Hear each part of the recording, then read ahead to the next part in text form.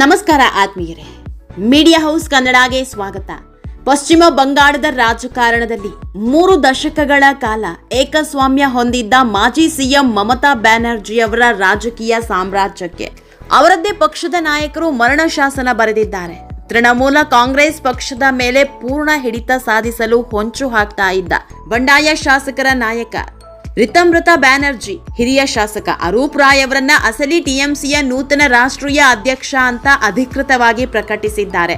ಪಕ್ಷದ ಸಂಸ್ಥಾಪಕಿ ಮಮತಾ ಬ್ಯಾನರ್ಜಿ ತಾನೇ ಕಟ್ಟಿದ ಪಕ್ಷದ ಅಧ್ಯಕ್ಷ ಸ್ಥಾನದಿಂದ ಕೆಳಗಿಳಿದ ಬೆನ್ನಲ್ಲೇ ಪಕ್ಷದ ರಾಷ್ಟ್ರೀಯ ಪ್ರಧಾನ ಕಾರ್ಯದರ್ಶಿಯಾಗಿದ್ದ ಮಮತಾ ಅವರ ಸೋದರಳಿಯ ಅಭಿಷೇಕ್ ಬ್ಯಾನರ್ಜಿ ಅವರನ್ನ ಪಕ್ಷದಿಂದ ಅಮಾನತುಗೊಳಿಸಲಾಗಿದೆ.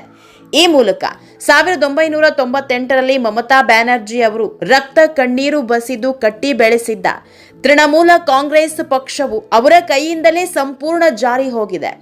ಸದ್ಯದ ಮಟ್ಟಿಗೆ ನಡೀತಾ ಇರೋ ಬೆಳವಣಿಗೆ ನೋಡಿದ್ರೆ ಮಮತಾ ಬ್ಯಾನರ್ಜಿಯ ರಾಜಕೀಯ ಹಾದಿ ಮುಳುಗಿದಂತೆ ಕಾಣ್ತಾ ಇದೆ. ಇದೆಲ್ಲದರ ಬಗ್ಗೆ ಇವತ್ತಿನ ವಿಡಿಯೋದಲ್ಲಿ ಹೇಳ್ತಾ ಹೋಗ್ತೀವಿ. ಅದಕ್ಕೂ ಮೊದಲು ನೀವಿನ್ನೂ ನಮ್ಮ ಚಾನೆಲ್ನ ಸಬ್ಸ್ಕ್ರೈಬ್ ಮಾಡಿಲ್ಲ ಅಂದರೆ ಮಿಸ್ ಮಾಡಬೇಡಿ, ಈಗಲೇ ಸಬ್ಸ್ಕ್ರೈಬ್ ಮಾಡಿ. ಈ ವಿಡಿಯೋನ ಕೊನೆವರೆಗೂ ನೋಡಿ, ನಿಮ್ಮ ಅನಿಸಿಕೆಗಳನ್ನು ಕಾಮೆಂಟ್ ಮಾಡಿ. ಆತ್ಮೀಯರೇ, 15 ವರ್ಷ ಸಿಎಂ ಆಗಿ ಆಳ್ವಿಕೆ, ಅದೆಂತಹದ್ದೇ ದೊಡ್ಡ ದೊಡ್ಡ ಪಕ್ಷಗಳು ಎದುರಾದ್ರೂ ಎದುರಿಸೋದಕ್ಕೆ ಆಗಿರಲಿಲ್ಲ. ಮಮತಾ ಬ್ಯಾನರ್ಜಿ ಅಂದ್ರೆ ಬಂಗಾಳದ ಪಾಲಿನ ಉಕ್ಕಿನ ಮಹಿಳೆಯಂತಿದ್ರು. ಬಿಜೆಪಿ ಪಕ್ಷ ಅದೆಂಥ ಪಕ್ಷಗಳನ್ನೆಲ್ಲ ಸೋಲಿಸಿ ಹಾಕಿತ್ತು. ತಾವು ಅಂದ್ಕೊಂಡ ಕಡೆಯೆಲ್ಲ ಅಧಿಕಾರದ ಚುಕ್ಕಾಣಿ ಹಿಡಿದಿದ್ರು. ಆದ್ರೆ ಖುದ್ದು ಪ್ರಧಾನಿ ಮೋದಿಯವರೇ ಬಂದು ಬಂಗಾಳದಲ್ಲಿ ಲಗ್ಗೆ ಇಟ್ರು ಮಮತಾ ಬ್ಯಾನರ್ಜಿಯನ್ನ ಸೋಲಿಸೋದಕ್ಕೆ ಆಗಿರ್ಲಿಲ್ಲ. ಮಮತಾ ಮಾತೆ ಶಾಸನ ಆಗಿತ್ತು. ಮಮತಾ ಬಿಟ್ಟು ಇನ್ನೊಬ್ಬ ನಾಯಕರನ್ನ ಬಂಗಾಳದ ಜನ ಕನಸು ಮನಸ್ಸಲ್ಲೂ ಯೋಚಿಸಿರ್ಲಿಲ್ಲ. ಹೀಗಾಗಿ ಬರೋಬ್ಬರಿ 15 ವರ್ಷಗಳ ಪಶ್ಚಿಮ ಬಂಗಾಳದಲ್ಲಿ ಅಭಿಷಕ್ತ ದೊರೆಯಾಗಿ ಮೆರೆದಾಡಿದ್ರು. ಆದ್ರೆ ಈ ವರ್ಷ ನಡೆದ ಚುನಾವಣೆ ಮಮತಾ ಬ್ಯಾನರ್ಜಿ ಕಟ್ಟಿದ್ದ ಸಾಮ್ರಾಜ್ಯವನ್ನ ನುಚ್ಚುನೂರು ಮಾಡಿತ್ತು. ಜನರ ಮನಸ್ಥಿತಿ ಸಂಪೂರ್ಣ ಬದಲಾಗಿತ್ತೋ ಅಥವಾ ಬಿಜೆಪಿ ರಣತಂತ್ರ ಕೈ ಹಿಡಿತೋ ಗೊತ್ತಿಲ್ಲ. ಈ ಬಾರಿಯ ವಿಧಾನಸಭಾ ಚುನಾವಣೆಯಲ್ಲಿ ಮಮತಾ ಬ್ಯಾನರ್ಜಿ ಹೀನಾಯಹೀನವಾಗಿ ಸೋತು ಹೋಗಿದ್ರು. ಅಲ್ಲಿಂದಲೇ ನೋಡಿ ಮಮತಾ ಬ್ಯಾನರ್ಜಿಯ ರಾಜಕೀಯ ಅವನತಿ ಶುರುವಾಗಿದ್ದು. ಯಾವಾಗ ಟಿಎಂಸಿ ಅನ್ನೋ ಪಕ್ಷ ಹೇಳ ಹೆಸರಿಲ್ಲದಂತಾಯಿತು, ಅಳಿದುಳಿದ ಶಾಸಕರು ಕೂಡ ಸಿಡಿದೆದ್ರು ಅಂದ್ರೆ ಬೇರೆ ಪಕ್ಷಕ್ಕೆ ಹಾರ್ತೀವಿ ಅಂತಲ್ಲ, ಮಮತಾ ಬ್ಯಾನರ್ಜಿ ಕಟ್ಟಿದ್ದ ಪಕ್ಷವನ್ನೇ ಅವರಿಂದ ಕಿತ್ಕೊಳ್ಳೋದಕ್ಕೆ ರೆಡಿಯಾದ್ರು. ಅದರ ಫಲವೇ ಈಗ ಮಮತಾ ಕಟ್ಟಿದ್ದ ಸಾಮ್ರಾಜ್ಯ ಮಮತಾ ಕೈಯಿಂದಲೇ ಜಾರಿ ಹೋಗಿದೆ. ಆತ್ಮೀಯರೇ, ವಿಧಾನಸಭಾ ಚುನಾವಣೆಯಲ್ಲಿ ಅನುಭವಿಸಿದ ಹೀನಾಯ ಸೋಲಿನ ಬಳಿಕ ಟಿಎಂಸಿಯಲ್ಲಿ ಭುಗಿಲೆದ್ದಿದ್ದ ಭಿನ್ನಮತ ಈಗ ತುತ್ತ ತುದಿಗೆ ತಲುಪಿದೆ. ಕೋಲ್ಕತ್ತಾದ ನ್ಯೂ ಟೌನ್ನಲ್ಲಿರುವ ಪಂಚತಾರಾ ಹೋಟೆಲ್ನಲ್ಲಿ ವಿಧಾನಸಭೆಯ ವಿರೋಧ ಪಕ್ಷದ ನಾಯಕ ರಿತಂಬ್ರತ ಬ್ಯಾನರ್ಜಿ ನೇತೃತ್ವದಲ್ಲಿ ಮಹತ್ವದ ಸಭೆ ನಡೆಯಿತು.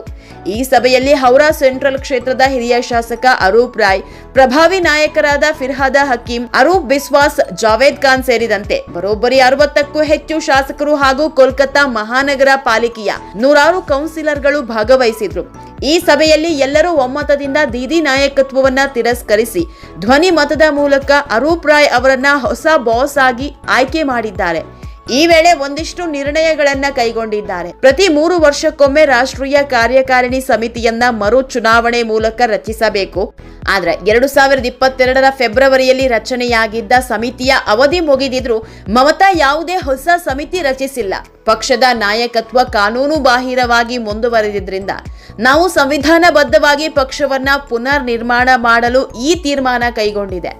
ಹೀಗಾಗಿ ಹೊಸ ಸಮಿತಿಯೇ ಇನ್ಮುಂದೆ ಅಧಿಕೃತ ತೃಣಮೂಲ ಕಾಂಗ್ರೆಸ್ ಆಗಿರಲಿದ್ದು, ಹಳೆಯ ನಾಯಕರು ಮಾಡಿರುವ ಆರ್ಥಿಕ ವ್ಯವಹಾರಗಳನ್ನ ತನಿಖೆ ಮಾಡಲು ಸ್ವತಂತ್ರ ಆಡಿಟರ್ಗಳನ್ನ ನೇಮಿಸೋದಾಗಿ ಬಂಡಾಯ ಪಡೆ ಸಾರಿದೆ. ಆತ್ಮೀಯರೇ, 15 ವರ್ಷಗಳ ಕಾಲ ಪಶ್ಚಿಮ ಬಂಗಾಳವನ್ನ ಆಳಿದ ತೃಣಮೂಲ ಕಾಂಗ್ರೆಸ್ ಇತಿಹಾಸದಲ್ಲೇ ಇಂತಹ ಭೀಕರ ದಂಗೆ ಕಂಡಿಲ್ಲ. ಕೆಲವು ವಾರಗಳ ಹಿಂದಷ್ಟೇ ಬಹುತೇಕ ಶಾಸಕರು ಮಮತಾ ಅವರ ಆಪ್ತನನ್ನ ತಿರಸ್ಕರಿಸಿ ರಿತಂಬ್ರತ ಬ್ಯಾನರ್ಜಿ ಅವರನ್ನ ವಿಪಕ್ಷದ ನಾಯಕನನ್ನಾಗಿ ಆಯ್ಕೆ ಮಾಡಿದ್ರು. ಇದೀಗ ಬಂಡಾಯ ಪಾಳ್ಯದಲ್ಲಿ 65ಕ್ಕೂ ಹೆಚ್ಚು ಶಾಸಕರ ಬಲ ಇದೆ. ಇದು ಬಂಗಾಳಕ್ಕಷ್ಟೇ ಸೀಮಿತ ಆಗಿಲ್ಲ, ದಿಲ್ಲಿ ಮಟ್ಟದಲ್ಲೂ ಕಹಳೆ ಮೊಳಗಿಸಿದ್ದಾರೆ. ದಿಲ್ಲಿಯ ಸಂಸತ್ನಲ್ಲೂ ಮಮತಾ ಅವರಿಗೆ ಭಾರಿ ಆಘಾತ ಎದುರಾಗಿದೆ. ಟಿಎಂಸಿಯ ಒಟ್ಟು 28 ಲೋಕಸಭಾ ಸದಸ್ಯರ ಪೈಕಿ 20 ಜನ ಸಂಸದರು ಈಗಾಗಲೇ ಮಮತಾ ಕೈಬಿಟ್ಟು ಹೊರ ನಡೆದಿದ್ದಾರೆ. ಇವರೆಲ್ಲರೂ ಒಟ್ಟಾಗಿ national citizens party of India ಅಂದ್ರೆ ಎನ್ಸಿಪಿಐ ಪಕ್ಷದೊಂದಿಗೆ ವಿಲೀನಗೊಂಡಿದ್ದಾರೆ. ಈ ಮೂಲಕ ಪ್ರಧಾನಿ ನರೇಂದ್ರ ಮೋದಿ ನೇತೃತ್ವದ ಎನ್ಡಿಎ ಮೈತ್ರಿಕೂಟಕ್ಕೆ ಬೆಂಬಲ ಘೋಷಿಸಿದ್ದಾರೆ. ಇದರಿಂದಾಗಿ ಲೋಕಸಭೆಯಲ್ಲೂ ಮಮತಾ ಬ್ಯಾನರ್ಜಿ ಅವರ ಶಕ್ತಿ ಸಂಪೂರ್ಣ ಹುದುಗಿ ಹೋಗಿದೆ. ಒಟ್ನಲ್ಲಿ 2 ದಶಕಕ್ಕೂ ಹೆಚ್ಚು ಕಾಲ ಪಶ್ಚಿಮ ಬಂಗಾಳದ ಅಧಿಪತಿ ಅನ್ಸ್ಕೊಂಡಿದ್ದ ಮಮತಾ ಇಂದು ತಮ್ಮದೇ ಮನೆಯಲ್ಲಿ ಪರಕೀಯರಾಗಿದ್ದಾರೆ. ಇಡೀ ಪಕ್ಷ ಹಾಗೂ ಚಿಹ್ನೆ ಈ ಬಂಡಾಯಗಾರರ ಪಾಲಾಗ್ತಾ ಇದ್ದು ಮುಂದಿನ ದಿನಗಳಲ್ಲಿ ಯಾವ ತಿರುವು ಪಡೆಯಲಿದೆ ಅನ್ನೋ ಕುತೂಹಲ ಮೂಡಿಸಿದೆ. ಆತ್ಮೀಯರೇ, ಈ ವಿಡಿಯೋ ನಿಮಗೆ ಇಷ್ಟವಾದಲ್ಲಿ ಲೈಕ್ ಮಾಡಿ, ಶೇರ್ ಮಾಡಿ, ಕಾಮೆಂಟ್ ಮಾಡಿ. ಇನ್ನೂ ನಮ್ಮ ಚಾನೆಲ್ನ ಸಬ್ಸ್ಕ್ರೈಬ್ ಮಾಡಿಲ್ಲ ಅಂದರೆ ಮಿಸ್ ಮಾಡಬೇಡಿ, ಈಗಲೇ ಸಬ್ಸ್ಕ್ರೈಬ್ ಮಾಡಿ.